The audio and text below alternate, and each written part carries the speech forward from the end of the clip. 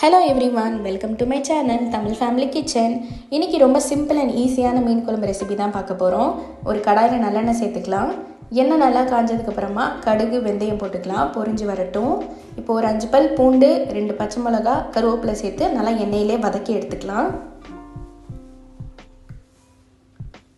ஒரு 10 செகண்ட்ஸ் நல்லா வதங்கட்டும். இப்போ வெங்காயம் சேர்த்துக்கலாம். ஒரு மீடியம் சைஸ் பெரிய வெங்காயம் கட் பண்ணி வச்சதை இப்போ நான் சேர்த்துக்கிறேன். உப்பு தேவையான அளவு போட்டுக்கலாம். இப்போ தக்காளி சேர்க்க போகிறோம். ஒரு பெரிய சைஸ் தக்காளி கட் பண்ணி வச்சதையும் இப்போ சேர்த்துக்கலாம். நல்லா வதக்கிக்கலாம். ஒரு 5 மினிட்ஸ் நல்லா வதங்கட்டும். இப்போ மசாலாஸ் ஆட் பண்ணிக்க போகிறோம். 1/4 டேபிள் ஸ்பூன் மஞ்சத்தூள், 2 டேபிள் ஸ்பூன் குழம்பு மிளகாய் தூள், 1 table spoon Kashmiri chilli powder, 1 table spoon சாதா சில்லி பவுடர் எல்லாம் சேர்த்து நல்லா வதக்கிக்கலாம்.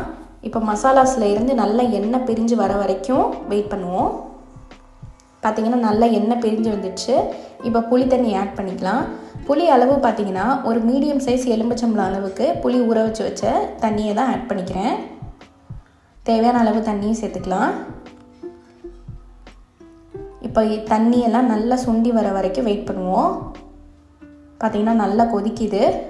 ஒரு 2 மினிட்ஸ் க்ளோஸ் பண்ணி நல்லா கொதிக்க விடலாம்.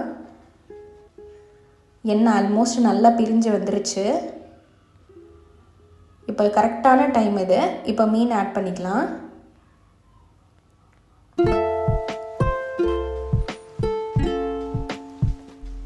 மீன் ஒரு 5 மினிட்ஸ் நல்லா வெந்ததுக்கப்புறமா மாங்காய் சேர்த்துக்கலாம். ஏன்னா மாங்காய் மீன் குழம்புல வேகிறதுக்கு கொஞ்சம் டைம் எடுக்கும். ஸோ அதனால் மீன் போட்டு ஒரு 5 மினிட்ஸ்லேயே மாங்காய் சேர்த்துக்கிட்டோம் அப்படின்னா ரெண்டும் சேம் டைமில் நல்லா வெந்து வந்துடும். மீன் குழம்பு ரெடி. தேங்க்ஸ் ஃபார் வாட்சிங்.